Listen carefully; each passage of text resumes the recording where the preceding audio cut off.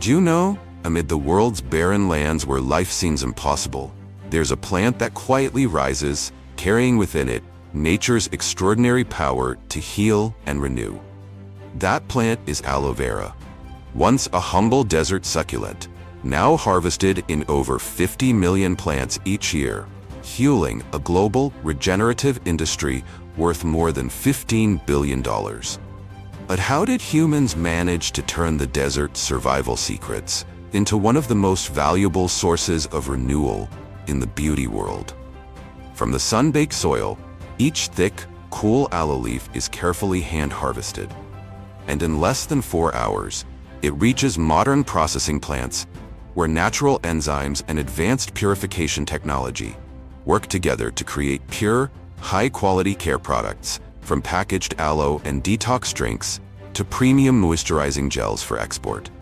Today, Agriculture Insight takes you on a journey where science meets nature, transforming a single aloe leaf into the secret behind global beauty.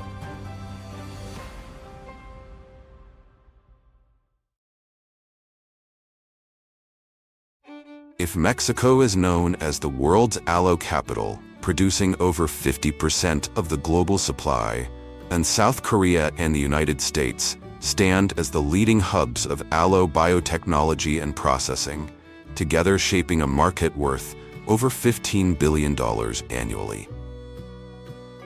Originating from the arid lands of East Africa and the Arabian Peninsula, this plant has evolved into a self-sustaining biological machine, capable of storing water, protecting itself, and healing even under extreme heat.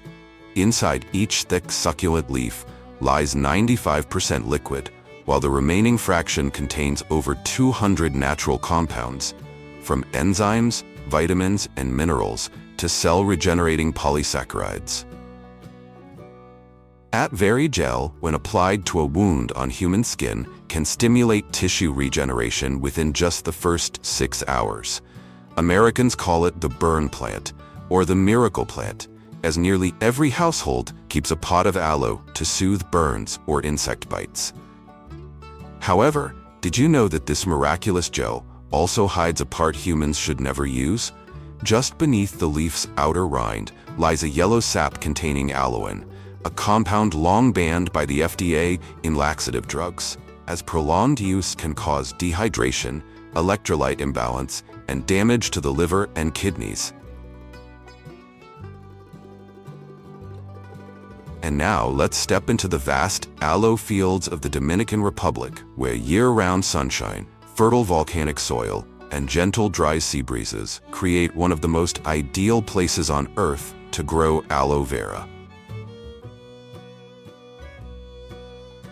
In the Barahona region of the Dominican Republic, vast aloe fields stretch across more than 5,000 hectares, making it one of the largest aloe farms in the world.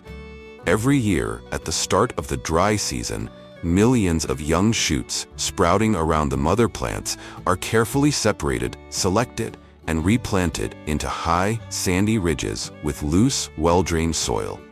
Because even a few days of waterlogging can cause the aloe's shallow roots to rot. Though aloe thrives in sunny and arid climates, it still needs just the right amount of moisture to carry out nighttime photosynthesis, a unique mechanism that allows the plant to absorb CO2 while the world sleeps. That's why farmers here install advanced drip irrigation systems, channeling water from Laguna del Rincón Lake nearby to deliver precise humidity to every row of soil. At the end of its growth cycle, usually in the second year after planting, clusters of golden-orange aloe flowers begin to rise from the center of the green leaves, standing out under the sun and breeze of the Caribbean. This marks the moment when the plant reaches its peak vitality, channeling its energy into flowering and seed formation. The blossoms attract bees and hummingbirds for pollination, helping to sustain the natural life cycle of this resilient plant from the drylands. But about 1 year after planting, aloe vera can already begin its first harvest, when the outer leaves become thick, fleshy, and filled with clear, nutrient-rich gel. From that point, the plant enters a regular harvesting cycle every 3 months, maintaining productivity for 5 to 7 years before being replaced by new crops. The process may look simple, but it's actually a race against time. Farmers use sharp knives to cut each outer leaf at the base, taking care not to damage the gel-rich tissue inside. The moment a leaf is removed, its enzymes and nutrients begin to oxidize, causing a rapid decline in quality. That's why all harvested leaves must be processed within 4 to 6 hours to preserve the highest natural concentration required by the industry. Any delay beyond that, and up to half of the bioactive value is lost, leaving the once rich gel little more than water.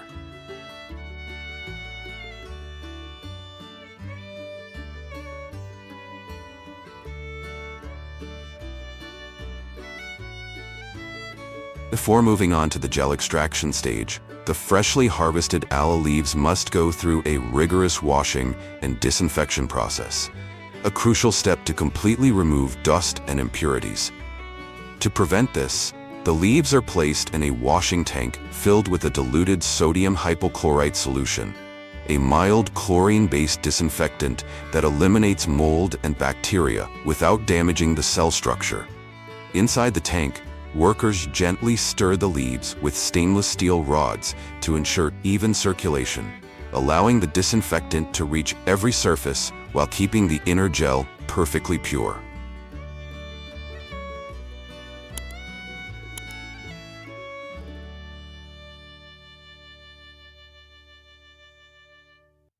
After being thoroughly washed and disinfected, the aloe leaves move on to the peeling stage, the most delicate part of the entire process, where humans directly touch the transparent heart of this desert plant.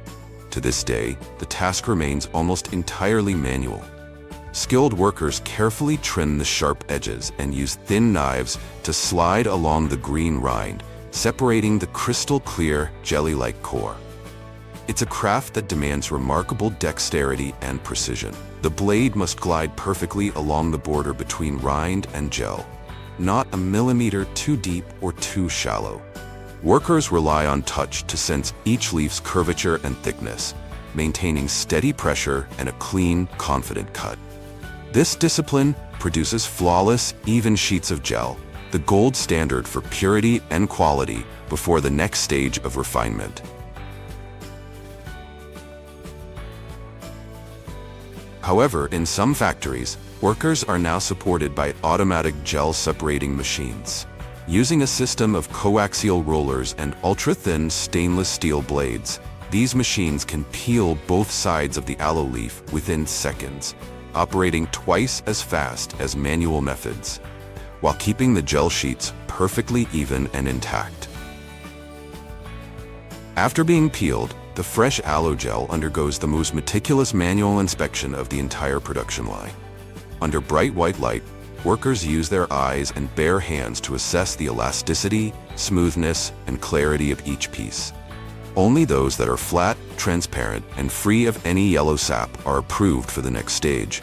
On average, each worker can inspect over 1,500 pieces of gel per hour. Yet, only about 80% meet the required standards to move on to the refining stage, where they are transformed into premium-grade ingredients for food and cosmetics.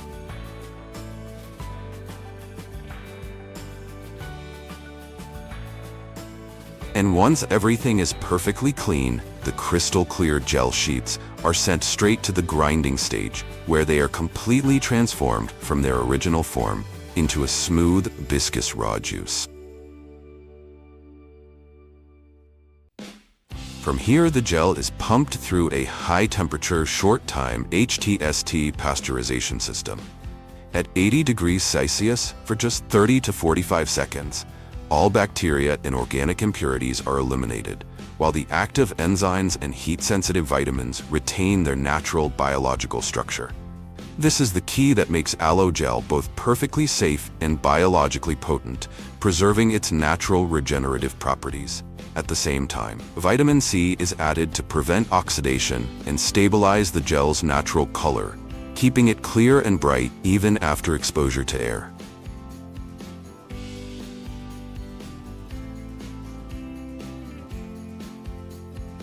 Immediately after pasteurization, the purified aloe gel is transferred to an aseptic filling machine, where robots automatically open multi-layer metal bags, fill them with gel, seal them tightly, and apply spill-proof packaging, all without any contact with air.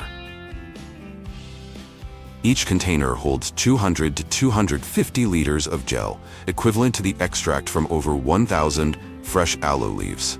The sealed tanks are then automatically lifted and transported to the quality control area, where the final stage of scientific refinement begins.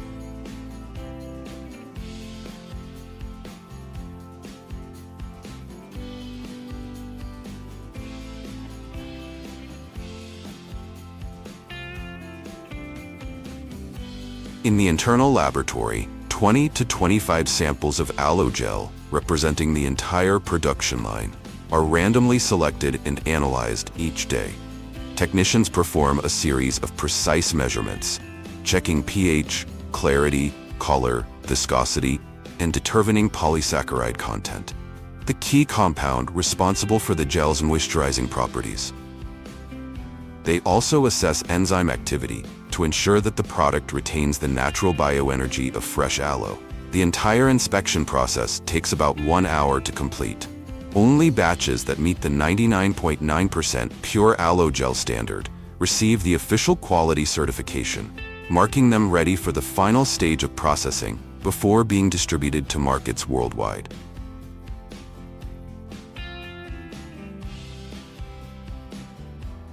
In the beverage production line, pure aloe gel is diluted, clarified, and blended with sugar, natural flavors, or vitamins to create its signature refreshing taste. After heat treatment, the mixture is aseptically filled into PET or glass bottles, moving continuously along the conveyor.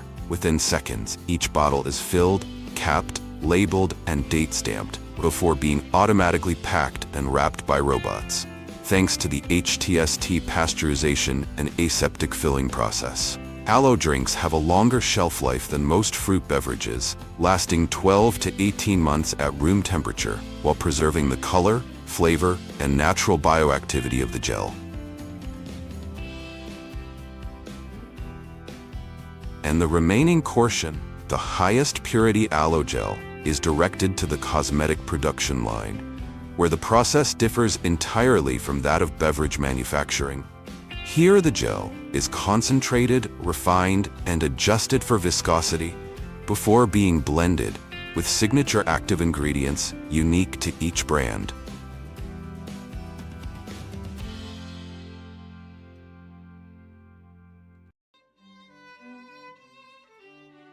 Today, champagne is often misused as a generic term for any sparkling wine at weddings, festivals, or sports celebrations.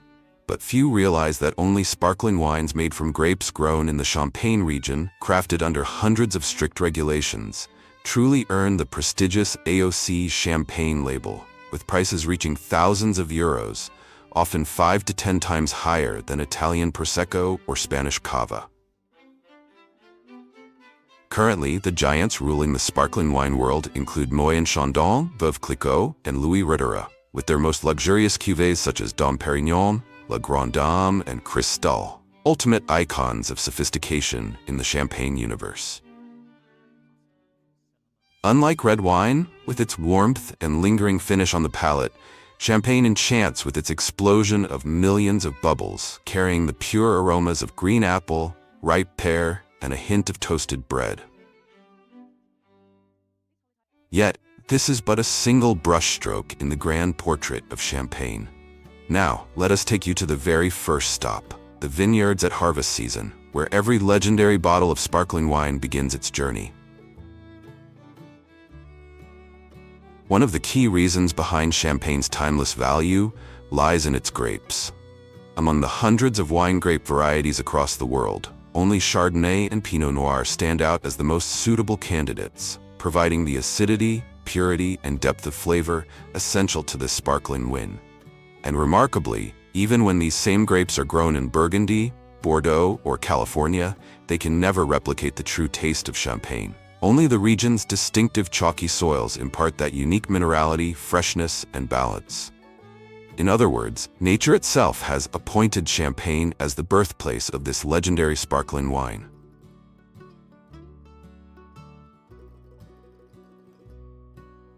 But even the finest grapes are not enough.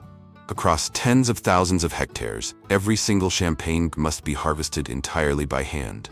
This is not merely a regulation, but a sacred ritual. The official start of harvest can only be declared by a technical committee, after closely monitoring physiological ripeness, sugar levels, acidity, seed and skin condition, and the taste of the pulp.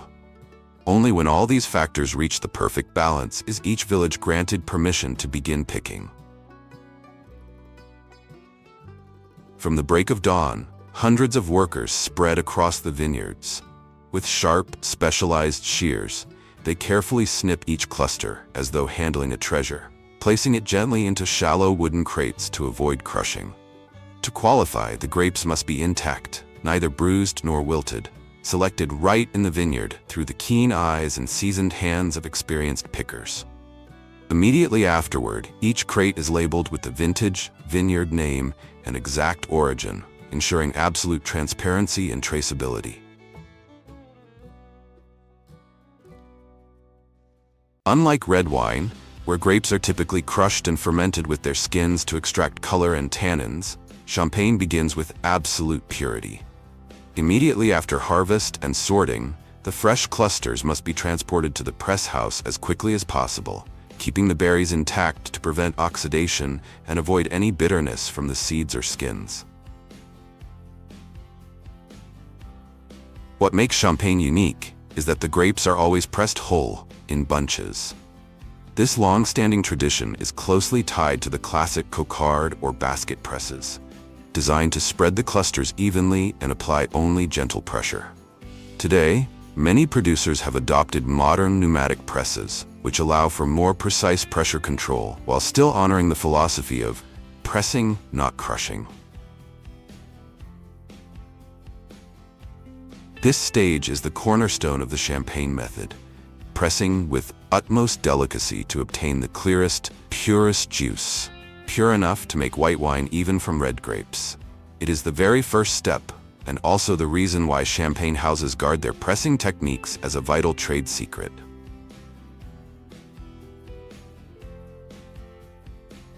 After pressing, the grape must undergo clarification for at least 12 to 24 hours. Winemakers may choose oak barrels, which add richness, subtle notes of butter and vanilla, and a rounded structure, particularly favored in prestigious vintage champagnes. For non-vintage cuvées, however, the juice is usually kept in stainless steel tanks to preserve freshness, purity, and the wine's characteristic fruitiness. This settling process allows solid particles, soil residues, and grape skin fragments to sink to the bottom, leaving behind a crystal-clear juice, an essential preparation before fermentation begins. The first fermentation takes place much like that of still wine. Natural or added yeasts convert sugar into alcohol and CO2. Since the process occurs in open vessels, the CO2 escapes, leaving behind a young wine with an alcohol content of around 11%.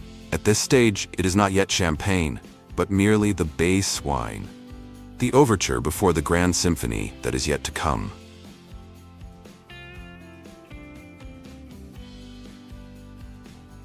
If champagne were a symphony, blending would be its most crucial act of harmony. After the first fermentation, each vat of base wine carries its own character and flavor, shaped by the grape variety, the vintage, the terroir, and the method of maturation. The task of the cellar master, the maestro of the cellar, is to taste hundreds of these different base wines and combine them in perfect proportion. This process demands refinement, experience, and an extraordinary memory of taste. The goal, to ensure that every bottle of champagne expresses the house's signature style, no matter whether the year's weather was generous or unforgiving. Once blended, the base wine is transferred into special glass bottles and swiftly sealed with a steel cap, much like a beer bottle. It is here that the magic begins. The yeast starts consuming the added sugar, producing alcohol and CO2. This time, however, with the bottle tightly sealed, the gas cannot escape, it dissolves into the liquid, creating the signature effervescence of champagne.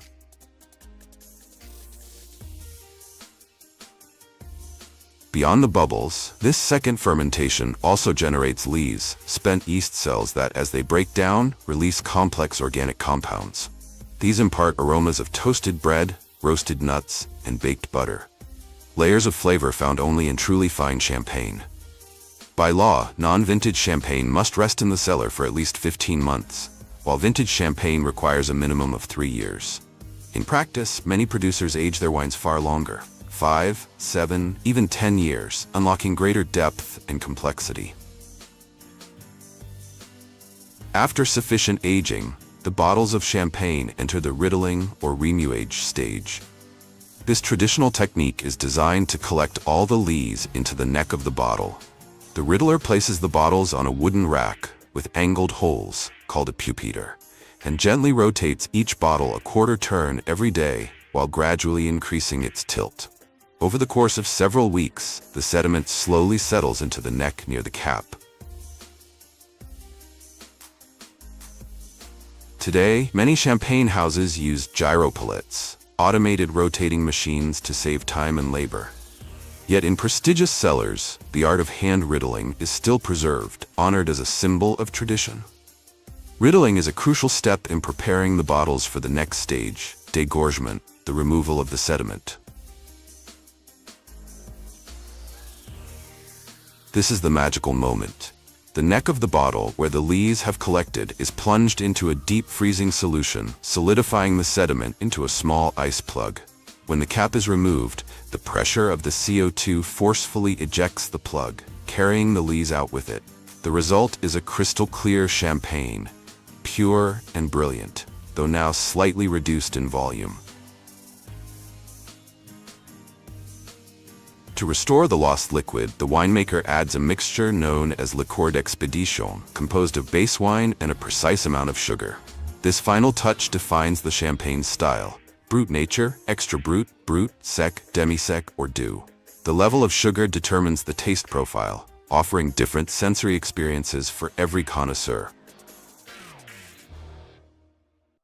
At the same time, the artistry behind crafting the cork and wire cage, the silent gatekeepers of champagne, is equally vital.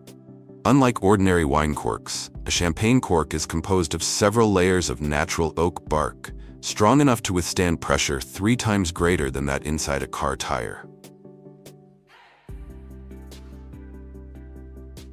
The wire cage, or muselet, serves as a suit of armor, fastening the cork securely and preventing it from bursting out under the force of the gas. Together, this duo has become an enduring symbol of champagne. Steadfast and reliable, yet irresistibly enchanting the moment they are released, marking the opening of a celebration and the beginning of joy. And when everything is complete, each bottle of champagne is sealed with a cork and secured by its wire cage. This iconic image has become inseparable from champagne itself, a universal symbol of celebration and festivity around the world.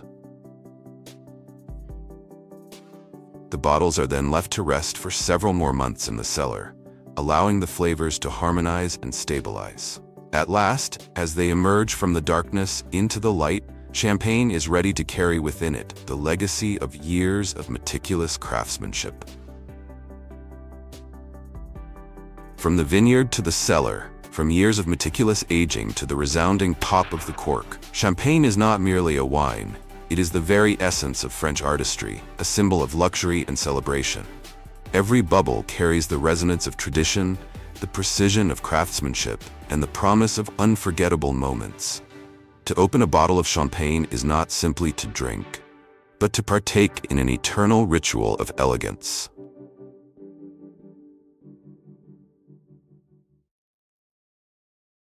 And to truly grasp this paradoxical journey, let us follow from the silvery groves to the harvest itself, where the secrets of olives first begin to unfold. Each year, the olive harvest stretches from early autumn to late winter. When the fruits ripen, glossy and full of oil and nutrients, no grower dares to miss this golden moment. But to turn that season of abundance into reality, human hands alone are not enough.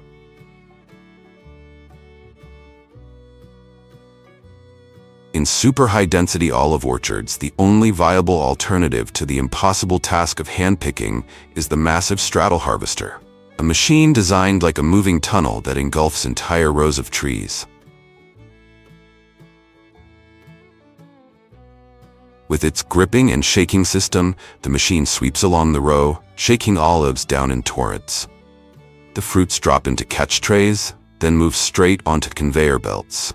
Leaves and twigs are sucked up and filtered out inside the machine, leaving only clean olives ready to be funneled into accompanying storage bins.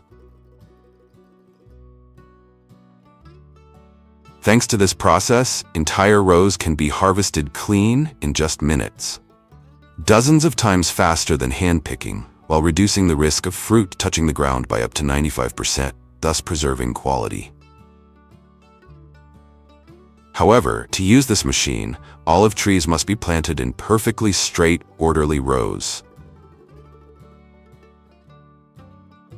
So what about smaller olive groves, just a few dozen hectares in size? The main solution is the tree shaker. This machine works quite simply. A hydraulic arm grips the tree trunk tightly and shakes it vigorously, causing the olives to fall all at once. Below, large nets are spread out to catch the fruits, which farmers then gather up. This method is well suited for older olive groves, where trees are spaced nearly 10 meters apart, with straight trunks, strong roots, and a large enough diameter for a firm grip. However, the ground also needs to be relatively flat for the machine to operate efficiently. A single tree that would take 4 or 5 people nearly an hour to pick by hand can now be harvested in less than a minute. Still, the intense shaking can cause leaves to fall, young branches to snap, and in the long run, may weaken the tree.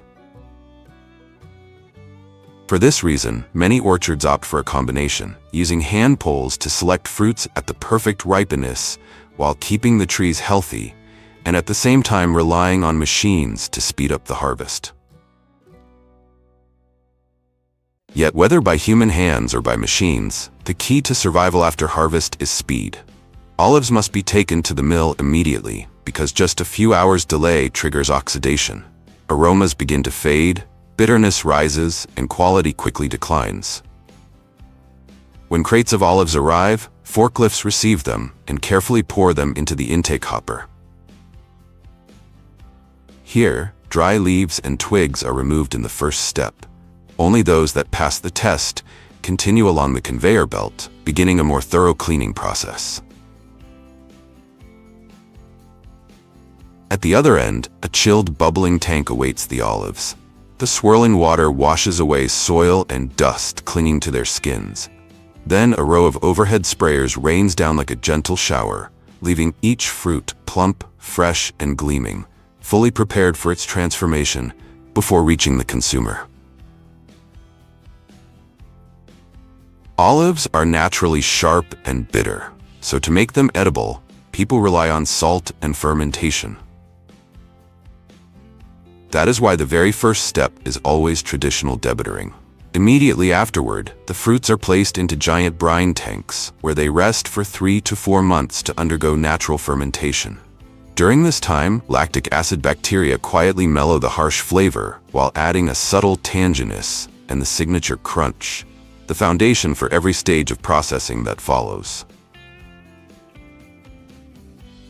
Once fermentation is complete, the olives are heat-treated to stabilize their texture and flavor before moving on to size grading. This step not only eliminates cracked, damaged, or low-quality fruits, but also ensures perfect uniformity for stuffing and packaging. Such consistency not only enhances the product's visual appeal when it reaches consumers, but also preserves its high commercial value on the market. On modern production lines, olive pits are removed and replaced with flavorful fillings such as chili, almonds, lemon, or rich pâté. Immediately after, the fruits pass through a washing system and a densimeter to remove any remaining pit fragments and broken olives. This washing stage not only cleans the product but also balances salinity and softens the sharp acidity, ensuring the uniform taste required before packaging.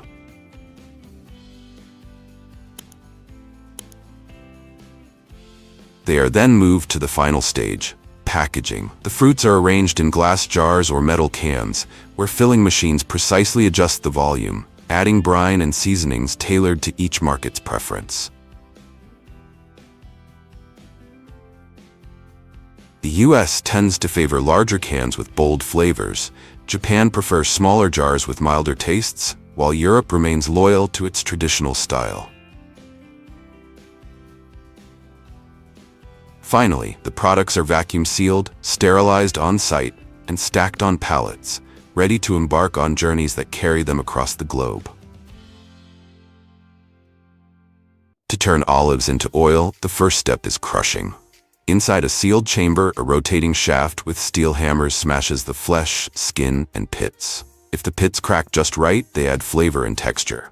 Too much, and the oil turns harshly bitter. In just half an hour, 5 tons of olives become a thick paste, a blend of oil, water, and solids.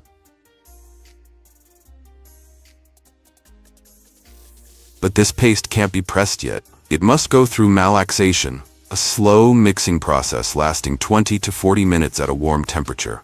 This allows tiny droplets of oil to merge into larger ones, ready for separation, while natural enzymes weave notes of grass, apple, pepper, and almond. Many describe this as the olive's meditative state before they transform in the next stage of extraction.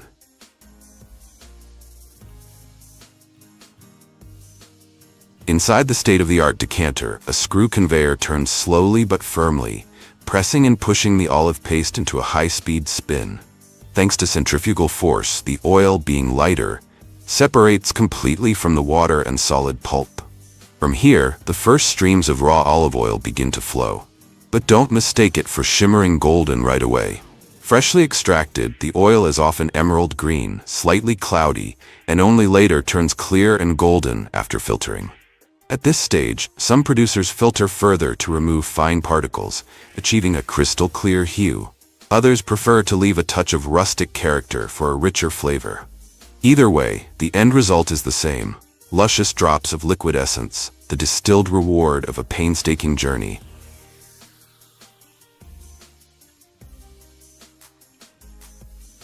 In the final stage, each glass bottle is filled with silky oil, capped tightly as it spins through sealing machines, then glides past labeling lines and inspection lights.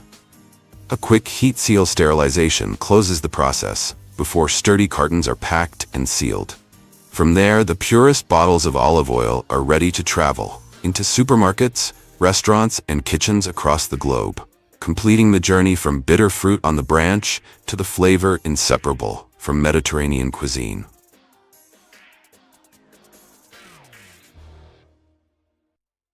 But not every olive ends up that way. Guess what happens if the paste, instead of going to oil extraction, is cooked with caustic soda and water? This is the crucial difference between making oil and making soap. It's not just boiling oil. The saponification reaction is set in motion.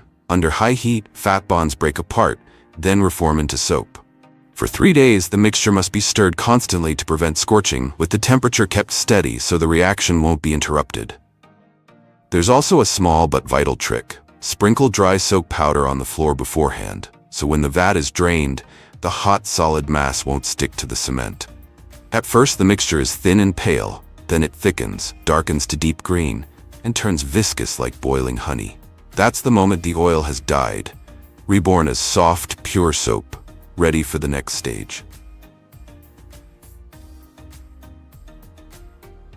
When cooking is done, thick streams of hot, steaming soap spill out, spreading into a glossy green carpet about 6 centimeters thick across the floor. It is then leveled with simple tools to create a smooth surface.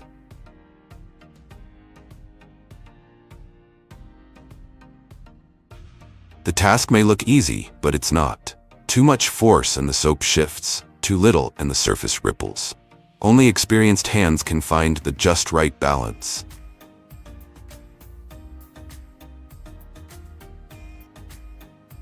The soap block continues to radiate warmth like an ember, slowly cooling and hardening day by day into a green stone slab. Temperature and humidity in the workshop must be perfectly balanced, or the whole batch risks cracking or turning sticky.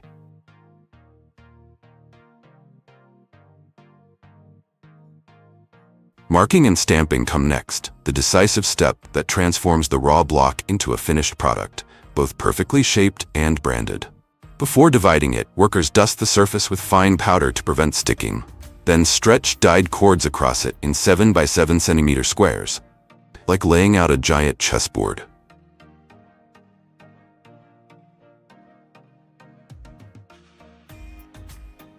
Once the grid is set, cutting begins, the final step that turns the massive slab into neat little bars ready for use.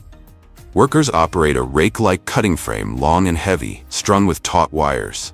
They don't just use their arms, they lean in with their whole bodies, pressing down to slice through the dense 6 centimeter thick soap.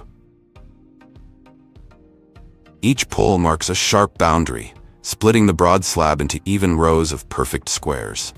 And from there, each rustic block of soap takes on the form of a finished product. After cutting and stamping, the soap bars can't be packed right away. They must go through a long resting stage. Workers stack them into hollow towers, layer upon layer, so the air can circulate evenly.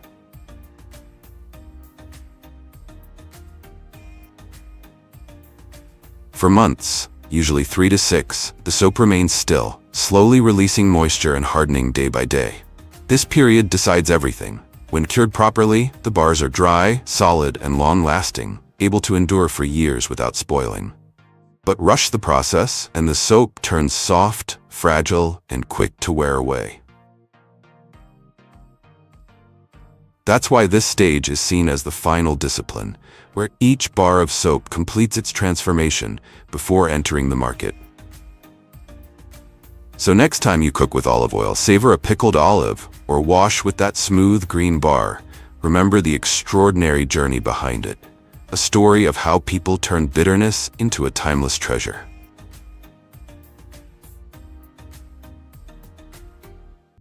Everything begins with a step that may seem simple, yet it is a critical phase for anyone hoping to achieve a bountiful harvest: seed selection. In the semi-arid regions of Mexico, where scorching heat is part of daily life, choosing the right variety is never left to chance. Farmers carefully observe the mother plants from previous seasons, looking for cactus bushes that grow vigorously, resist pests, have thick pads, and bear sweet fruit. From these, they select mature pads that are aged but not yet woody. These pads are then detached and left to dry for a few days, allowing the cut to seal and reducing the risk of rot before replanting. Unlike most crops, cactus nopal isn't propagated by seed, but through vegetative reproduction. From a single juicy pad, a whole new generation can emerge. This isn't just a traditional method, it's how people have learned to be patient, to understand the soil and the plant, and to quietly sow into dry earth a belief that life will return.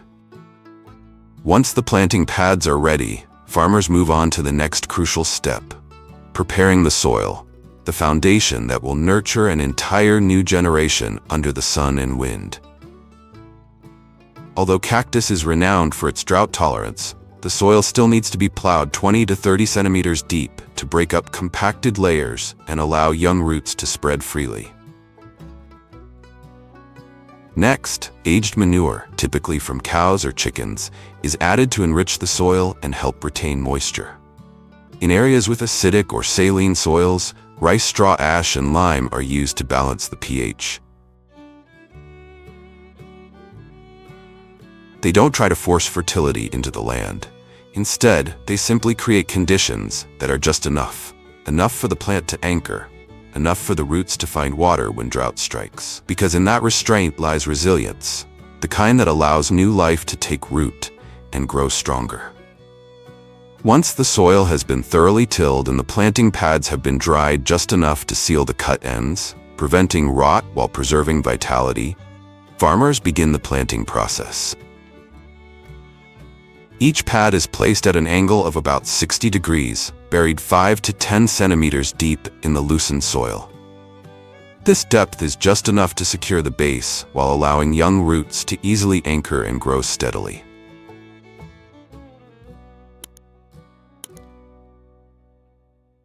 As the pads settle into the earth and begin to awaken life within, growers resist the urge to water immediately. For the first 2 weeks, the soil is left dry, encouraging the roots to stretch deeper in search of moisture hidden in lower layers, a natural response that helps the plant establish a stronger foothold in harsh environments. Only when new shoots begin to emerge, those first subtle signs of life, does irrigation begin. Water is applied sparingly, just enough to moisten the soil without making the plant dependent on external sources. With cactus, it's not about how much water is given, but when it arrives, a perfectly timed nudge that tells the young plant it is ready to thrive in a dry and demanding world. When the dry season lingers long enough and the sun has scorched the edges of each cactus pad to a golden hue, the prickly pears begin to ripen, changing from green to amber, then to deep red, swollen as if they've gathered the desert sunlight beneath their delicate skins. This marks the start of the first harvest, a task that must be done gently yet cautiously, as these fruits are both fragile and covered in nearly invisible hair-like spines. Harvesting usually takes place in the early morning when the sun is already casting its light across the desert. Farmers dress in long sleeves, gloves, and wide-brimmed hats to shield themselves, carefully stepping between rows of spiny plants. Using steel tongs or curved knives, they skillfully twist each fruit, detaching it from the pad with a light motion, taking care not to tear the thin skin or release the ultra-fine spines that can lodge deep in the skin and cause hours of irritation. Each fruit, once picked, is gently dropped into bamboo baskets or plastic tubs kept nearby, making it easy to move through the rows while minimizing handling and contact. Once the last prickly pears have been gathered, farmers return to a familiar rhythm, harvesting the nopal pads, the tender green stems often referred to as the lungs of the cactus. What seems like a simple task actually demands great precision, as even a slight miscut can damage the mother plant and disrupt its entire growth cycle. The selected pads must not be too old or woody. Their surface should still be smooth, evenly thick, and tinged with that signature jade green. With a razor-sharp knife, the worker makes a swift yet delicate cut close to the base, carefully avoiding the bud eyes. Tiny growth points where even a small scratch can prevent new shoots from sprouting. Every cut must be clean, exact, as if the cutter understands the biological rhythm pulsing beneath those layers of spines. Roughly every 7 to 10 days, new pads emerge, and the cycle repeats, like a steady breath across the desert landscape.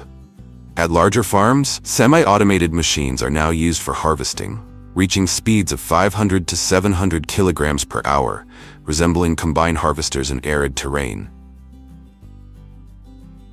Yet, not every field is flat, and not every cactus grows in neat rows.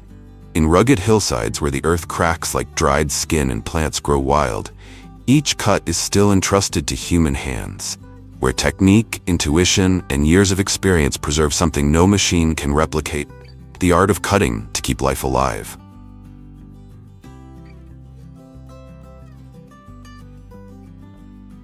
Immediately after harvest, both cactus pads and fruits are carefully stacked into ventilated plastic crates and quickly transported to the processing facility.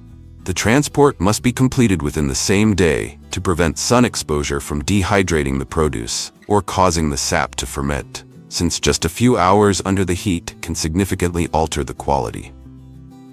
For such perishable crops, speed and gentle handling are critical to preserving freshness. At the processing facility, crates are unloaded by hand or with small forklifts and neatly arranged into batches in the staging area. The space is cool, sheltered, and has clean flooring, helping to reduce temperature shock as the produce transitions from intense sun to shade. Each pad is then manually sorted, rinsed with cold water, gently despined, and left to drain for about 30 minutes. Pads that meet quality standards are packed according to their destination. Whole pads for restaurants, sliced portions for supermarkets. Every package is labeled with traceability information and stored in cold rooms at 4 to 8 degrees Celsius, cool enough to preserve the vibrant green color, yet mild enough to retain the pad's natural flavor.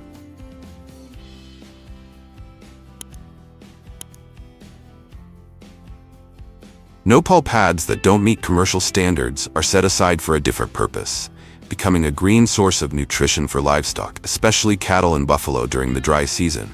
After being washed and despined, the pads are fed into specialized shredders, where they are either sliced into 2 to 4 centimeter strips or ground into a soft, wet mash that's easy to digest. At larger farms, chopped straw, sugarcane pulp, or dried grass is often mixed in to balance nutrients and increase roughage. Modern machines can process 1 to 1.5 tons of cactus pads per hour, an impressive output considering that in many semi-arid regions, this is the main source of feed keeping livestock alive through the dry season. With a water content of up to 90% and rich in potassium, calcium, and natural mucilage, no-pull helps animals stay hydrated, improves digestion, and reduces heat stress. In sun-scorched areas where even grass withers, no-pull becomes a living water tank for livestock, quietly feeding and hydrating herds without a single drop of rain.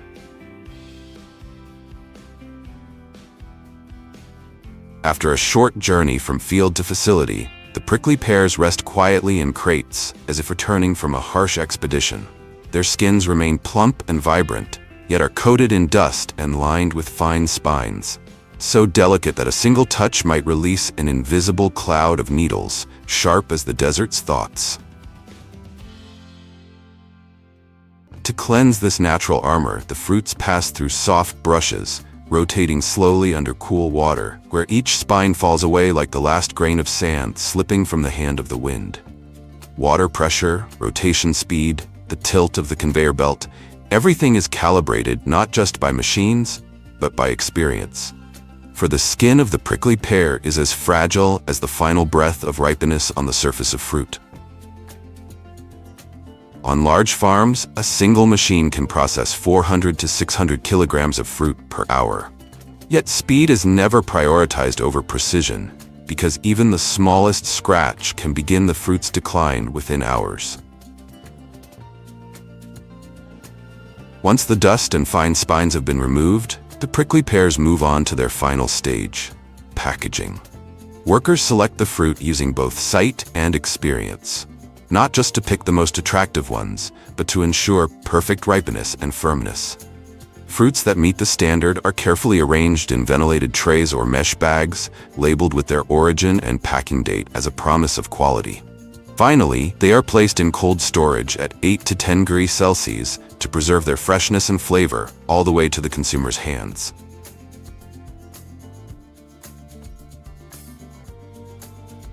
In addition to daily fresh consumption, a significant portion of prickly pears is sent to processing plants, where the ripe, succulent fruits continue their transformation into a variety of high-value products. After being peeled, either manually or using semi-automated machines, the fruits are deseeded and fed into cold press extractors. With a capacity of 500 to 800 kilograms of raw fruit per hour, these systems can handle dozens of tons each day while preserving the purity of the juice. The result is a vibrant pink-orange liquid, glowing with a natural radiance, as if infused with the essence of dry soil, scorching winds, and late-season rains. This isn't just juice, it's a nutrient-rich concentrate, packed with vitamin C, flavonoids, and especially betalains, powerful antioxidants with anti-inflammatory properties up to 3 times stronger than those found in beets. Though not every drop of cactus juice ends its journey as a refreshing drink, some are reserved for a quieter transformation into wine. In cold steel tanks, the vibrant pink-orange liquid undergoes natural fermentation over 7 to 10 days, guided by probiotics and steady temperatures. Once the wine has matured, it is filtered and left to rest, gradually turning into a clear ruby red hue. A single sip reveals a delicate sweetness that touches the tip of the tongue, carrying the essence of dry earth, blazing sun, and the art of finding pleasure amid harshness.